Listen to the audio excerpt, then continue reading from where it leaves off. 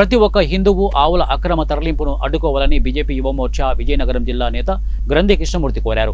విజయనగరంలో ఓ మినీ వ్యాన్లో ఆవులను వధశాలకు తరలిస్తుండగా అడ్డుకొని వన్ టౌన్ పోలీస్ స్టేషన్కు తరలించారు. ఈ సందర్భంగా అక్కడే స్టేషన్ ఎదుటే ఆయన మీడియాతో మాట్లాడుతూ చాప కింద నీరుల గోవధ జరుగుతోందని అన్నారు. అప్పుడెప్పుడో మెదక్ జిల్లా ఆల్ కబీర్కు ఇక్కడి నుంచి కూడా వధించేందుకు ఆవులను అక్రమంగా తరలించేవారని గుర్తు చేశారు. ఇప్పుడు తాజాగా విజయనగరంలో గోవధ జరుగుతోందని, దీన్ని అరికట్టేందుకు ప్రతి ఒక్కరూ కలిసి ముందడుగు వేయాలని పిలుపునిచ్చారు. గోవుల్ని వధించే వాళ్ళని, గోవుల్ని ట్రాన్స్పోర్ట్ చేసే వాళ్ళని శిక్షిద్దాం. శిక్షించడానికి అందరూ నడుము కట్టుకుని ముందుకు రండి. అందరూ ఏకతాటి మీదకి వస్తేనే ఈ గోవధ అనేది ఆపడం జరుగుతుంది. గోవధ జరగకుండా మనం చేయగలం.